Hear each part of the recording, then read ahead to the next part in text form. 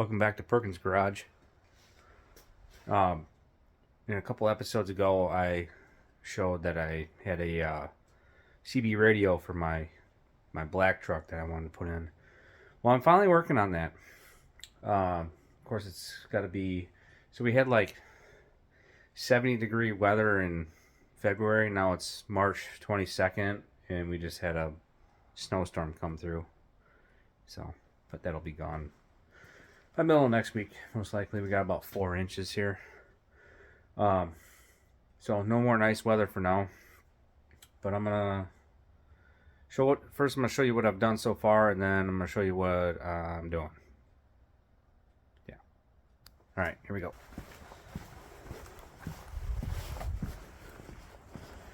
All right, so I got my antennas done.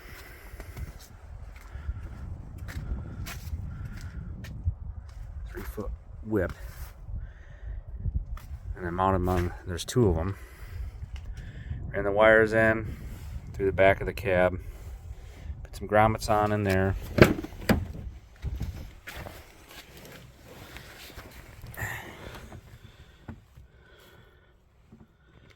There's where does it go? Right there. That's where it goes through. If you can see that, yeah, in the back wall there. And it goes through on the other side as well. So these just pop up. And I tucked the coax wire underneath that, ran it to the front.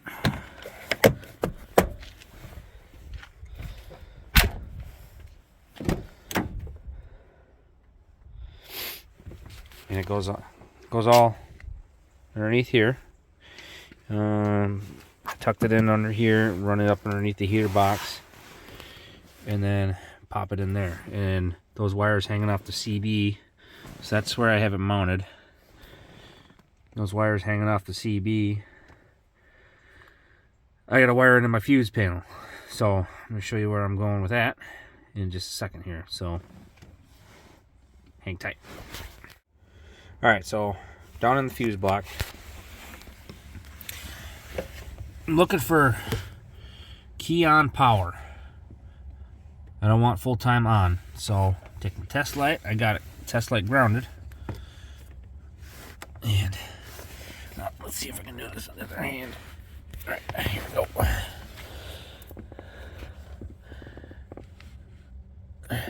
Can you see that? All right, so that, come on, son of a bitch. That one there. So second row down, left plug. I got the key turned on right now, and I have power.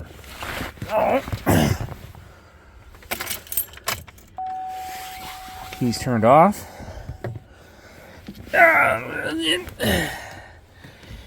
Go back to that same plug, and there's nothing. So that's key on power. So that's where I'm going to wire my power to. The ground, I'm going to put an eyelet on and just put it on that bolt right there. I'll take that nut off and just run it to that. And then we got power and ground. All right, I'm going to do that, and then I'll show you the end result. All right, out of here at the truck, and I got it wired in, and it works. I was going to tighten down the antennas. But they're all right for now. I'll show you how I fired it up. Alright, so it's currently off, and key is off, so it doesn't come on. So we're not draining battery. So key on. Ta-da! We got power.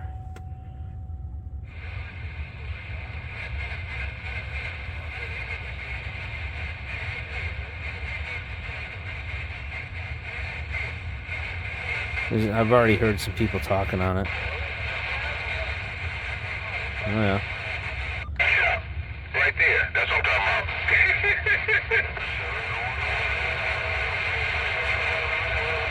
Not really sure what I'm picking up or where I'm picking it up from, so But it's a handy tool to have when you're driving in an emergency situation, because Channel 9 is an emergency channel, I believe. I gotta read through all the instructions on proper radio etiquette and yeah, stuff like that. Proper language on the radio, because there's no need to be swearing on the radio. So yeah, I got a trip out to Lake Geneva tomorrow to see if I can get some engine parts and used engine parts for the small block. And yeah, we're gonna start tearing that down, and small tear down, not taking it all apart and stuff like that. So just kind of cleaning it up. I'm supposed to turn this off. But yeah, things are happening.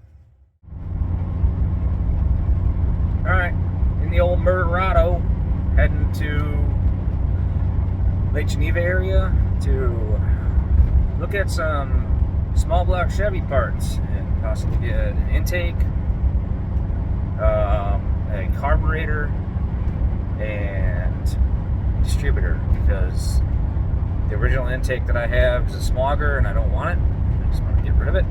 And the carburetor quadrijet needs to be redone, and this guy's got a carburetor that's good to go. It's an Elbrock, I believe it's a 600 or 650. I'll look up the numbers when I get there. And yeah, and then see what other kind of parts we can get, because the distributor I need to get, because it's rusty, the one that I have. So see what kind of deals we can make, and then I'll show you what the haul is when we get back to the house. Alright, so we're back at the shop and show you what we got. Get out the door here.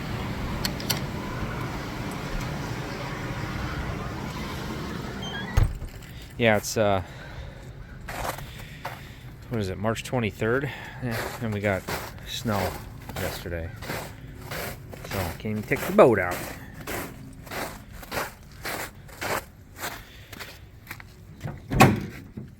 Alright, so we got Edelbrock garbage. He said this thing worked. He actually said he had a small block and he had a big block, but it was too small for a big block. Obviously, it's a 650. I think I'm running an 800 on mine. I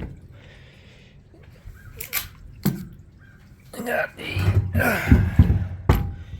Edelbrock Performer aluminum intake. All looks good.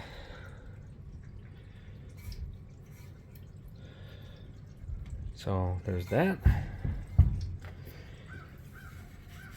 Got a distributor. That's a brand new cap, he said.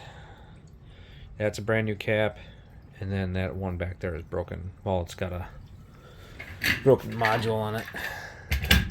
And I got some spark plug wires. And I got a brand new fuel pump. So, alright. My son's going to come into the shop with me, and then he's going to start working on tearing it apart, because he wants to learn how to do that kind of stuff and learn what he's getting into. So we're going to work on that today. I'm going to pull all this stuff in the shop, and I'm going to go to town. Alright, see you later. Alright, so as you can see, we got the oil pan off on the 305 for the square body. And supposed to be a motor that was gone through. Never believe anybody, by the way. I mean, I've lost so much trust in people now because of the shit that happens. It's supposed to be a 305. Well, it's supposed to be a 350 that was gone through, but it's not. It's 305. Found that out by looking at the cap, which I explained before. That comes back as a, I believe, a 76 to 80 something 305 that we have here. Pulled the pan off. Well, we pulled the intake off. Everything looked nice there. pulled the pan off to see what we're dealing with in there, and then I found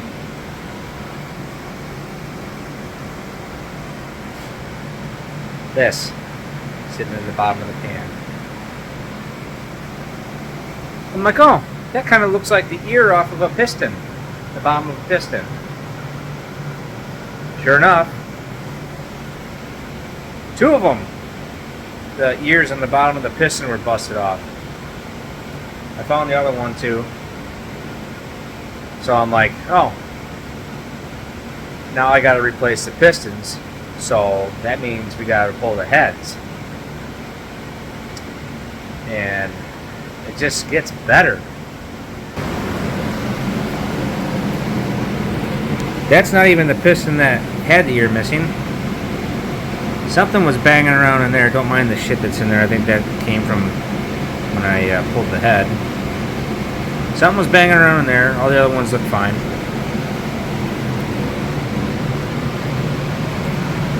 Oh, let me get my flashlight.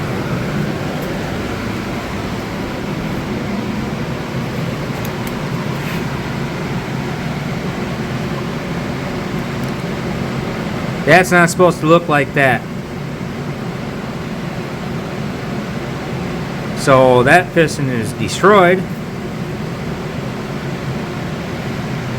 Oh, the other ones look fine. Also, if you notice, there's a 10 stamped in the top of that. So I believe that means that when they went through this motor, they bored it out 10 over. So I got a little bit oversized pistons in there. So now I can't even order stock pistons for this piece of shit.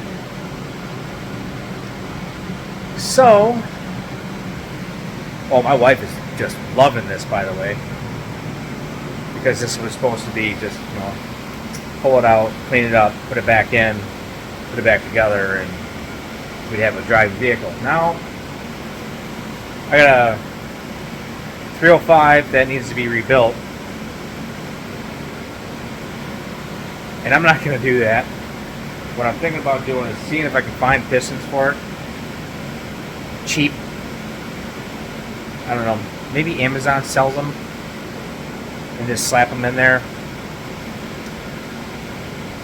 I'll do a dingle ball hone on the cylinders. Just clean those up. Because the cylinder walls actually don't look bad. I don't know how. I don't know what got in there. I just don't know. I looked at the heads. The heads need to be got. Because they're not cracked, they got scuffed up a little bit. I'll show you. You can see where something was banging on that, but it's not cracked that I know of. Probably is, but yeah, I didn't do this to this motor. This was I threw some gas down the carb and ran it for like 10 seconds. There's no way that would have happened in 10 seconds. So, I'm going to slap this thing back together for now. Just leave it over in the corner. And try to find the cheapest possible 350. As long as it runs. But what the hell? Small block Chevy. They're supposed to be indestructible. Apparently not. I know big blocks are not indestructible because I know how to break those. So, all right, I'm gonna slap this thing back together and then put it in the corner and cry myself to sleep tonight on my you know what shaped pillow. See you later.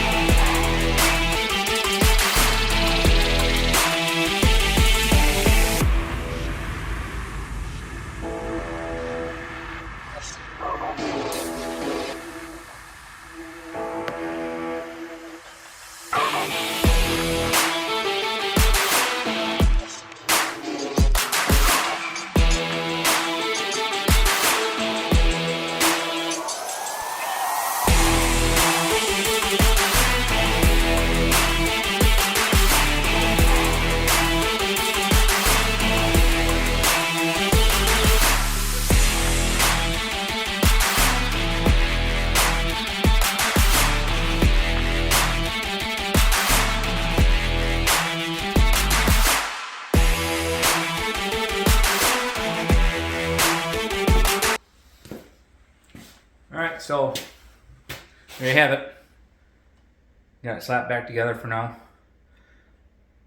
I'm gonna figure out what I'm gonna do with it. See if I can find pistons for it. I mean, I might just slap it back together, put pistons in it, hone it, do a little cleanup on, check the main bearings and rod bearings, stuff like that. I don't want to use it in this truck. I don't know what I'm going to use it for. Or maybe I do put it back in this truck with that and just rev the ever-loving shit out of it. So, yeah. Anybody interested in a beat-up 305? Alright, well, stay tuned. I got to figure out what I'm going to do. This might be going on the back burner, this K10 project. It might be going out back for the summer because I don't think I'm going to have the ability to get this thing back up and running by the end of summer now because of that motor. So we might be wheeling her out back until we can figure out what we're going to do with the motor. But it's almost time to get the Chevelle out, so see what kind of things we can break on that this year. Hopefully nothing. All right. Well, I still got to pull the transmission out of this thing too. I mean, do I really want to? No. So, yeah. Stay tuned. I got more videos coming. We'll still do work on the truck for a little bit here or there, but I think unless I can figure out what I'm going to do with this motor. Just got parts for it today too. I think the motor probably saw the parts and got scared and shit itself. So, yeah. Stay tuned. Thanks for watching. I got more videos coming, like I said. And like, subscribe, share the videos. So, all right. We'll see you later.